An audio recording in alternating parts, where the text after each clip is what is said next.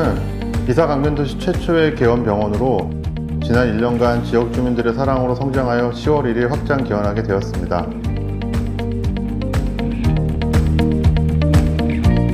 확장 개원하여 이비인후과 및 소아과 진료를 포함하여 보다 전문적인 이비인후과 검사 및 수술이 가능하게 되었습니다.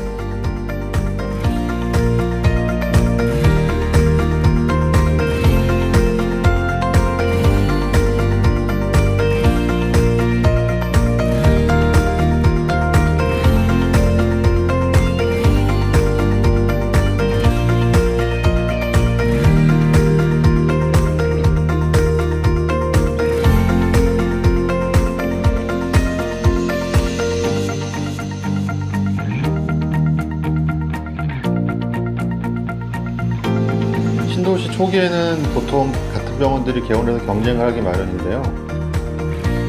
호미이비인후과는 다른 병원보다 먼저 개원을 해서 운영에 있어서 좀 여유를 가지게 되었습니다.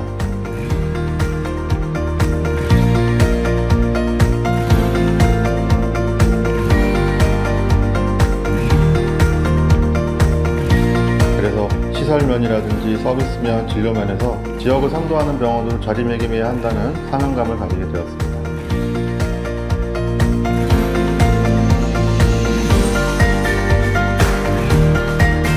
지역 특성상 맞벌이 부부가 많아서 평일에는 병원을 가기가 어려워 주말에 꼭 진료를 해야 한다는 필요성이 있었고요.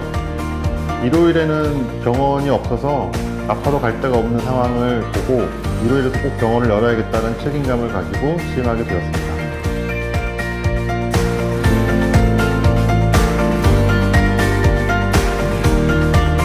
어렸을 때부터 중이염 및 충농증을 많이 알아서 항상 뵙던 이비인후과 원장님 모습이 뇌리에 많이 남았었고요. 그리고 이비인후과가 내과적인 진료와 외과적인 수술이 모두 가능한 과라서 매력적이었던 것 같습니다.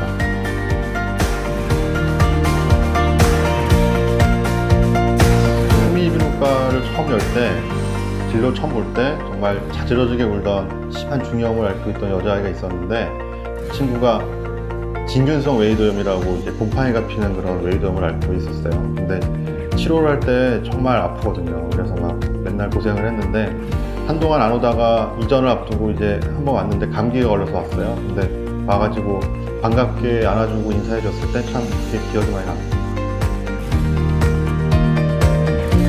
일반적인 CT 영상과 다르게 3차원적으로 영상을 조합하여 구현해내는 것이 3D CT입니다.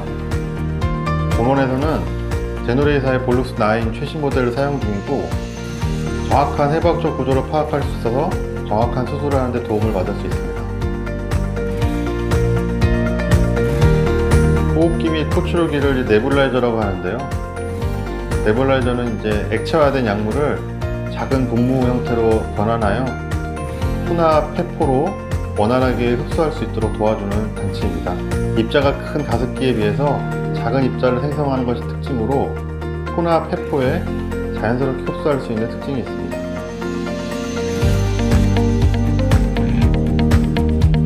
수액치료는 정맥류를 통하여 수분 전해질 영양을 공급하여 체액의 비정상적인 상태를 교정하는 방법인데요. 본원에서는 아미노산 영양제와 더불어 국내 수액 제조의 선두 기업인 녹십자와 힘을 합쳐 신호등 수액요법을 들어놓게 되었습니다. 항산화, 두뇌 활성화, 감기 치료, 다이어트, 여러 종류의 신개념 수액 치료를 선보일 예정입니다.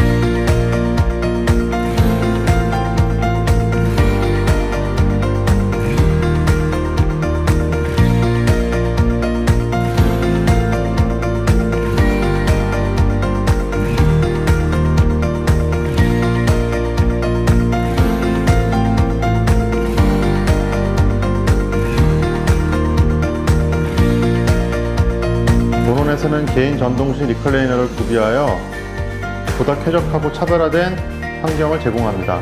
또한 기존 침대형 수액실을 선호하는 분들을 위해 침대형 수액실을 구비하여 환자분들의 편의를 도모합니다. 본원에서는 수능 청력 검사, 고막 운동성 검사, 이명 검사 등이 가능한 최신형 청력기를 보유하고 있으며 향후 보청기가 필요하신 분들을 위해 보청기 클리닉도 운영 중입니다. 본원에서는 넓고 쾌적한 수술실과 대학병원급의 전자내시경 세트, 각종 수술 장비를 보유하여 이비인후과의 모든 수술이 가능합니다. 또한 당일 입원 체계로 실비보험 수령하는 데 있어서 많은 도움을 받을 수 있습니다. 또한 비중격 수술, 비염 수술, 코골이 수술, 충농증 수술에 집중할 예정입니다. 독감이란 인플루엔자 바이러스가 상기도에 침입하여 감염증을 일으키는 바이러스성 질환입니다.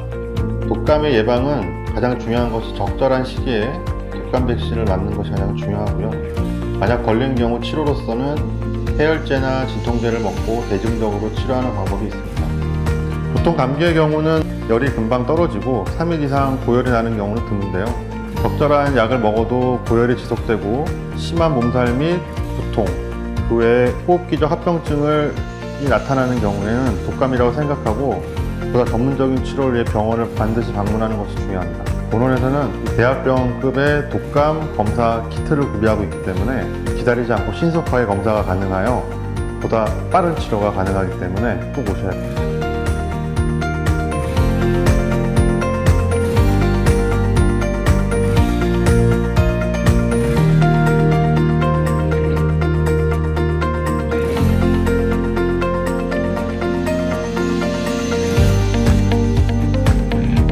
알레르기 비염이란 연속적인 재채기, 맑은 콧물, 코막힘, 간지러움을 동반하는 비점막 질환으로 일종의 면역 질환입니다. 알레르기 비염의 예방과 치료로는 알레르기의 원인이 되는 항원을 회피하는 회피요법, 약물치료, 면역요법이 있는데요.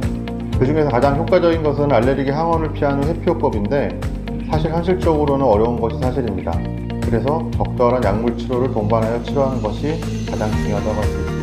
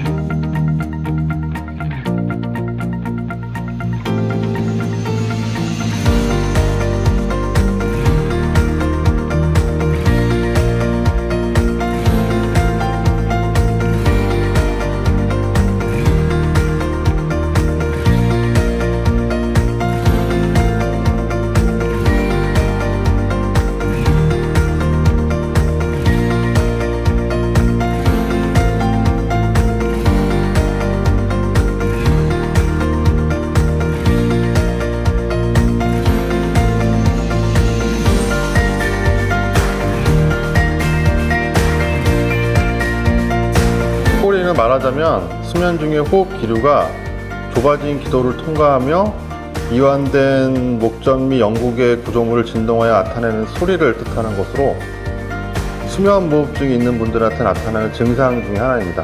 수면무호흡증은 말 그대로 10초 이상 수면 중 호흡이 정지된 상태를 말하는 것으로 그거는 질병으로 분류될 수 있습니다. 코골이와 수면무호흡증은 잘 모르면 별거 아닌 질환이지만 알고 보면 되게 심각한 질환입니다. 코골이를 동반한 수면무호흡증은 몸의 생리적인 변화를 유발하는데요.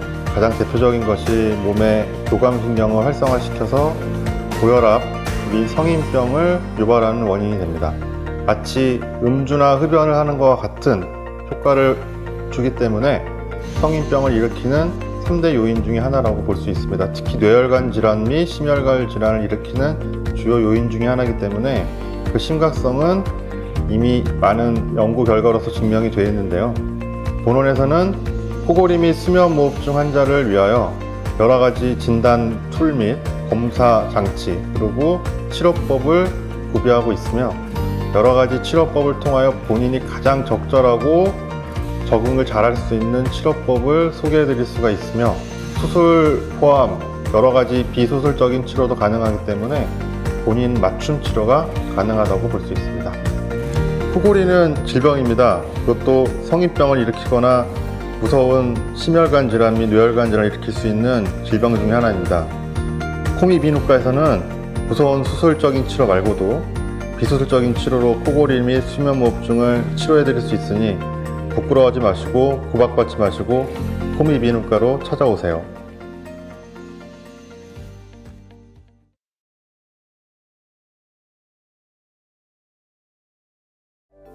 네, 코를 고는 이유는 근육 때문입니다. 입천장과 목젖 그리고 입에서 식도로 연결되는 통로의 근육이 붓거나 늘어져서 숨 쉬는 길이 좁아지면 소리가 난다고 해요. 자, 또 다른 코골이 환자를 찾아간 곳 누구일까요? 우리 남편은 아니고요. 바로 우리 아들이요. 아이 방이 여긴데 제가 자는 안방까지 막 코골 소리가 다 들려가지고 막 잠을 설칠 때가 있거든요. 아니, 이렇게 아유. 귀여운 녀석이 코를 곤다는 거죠? 꼬맹이의 반전 드라마가 시작되는 매일 밤 10시. 이 녀석이 잠만 자면 드렁거리는 야수로 변합니다. 어머, 7살짜리인데? 역시 관찰 카메라로 확인해 봤더니 밤새 저렇게 코를 곱니다.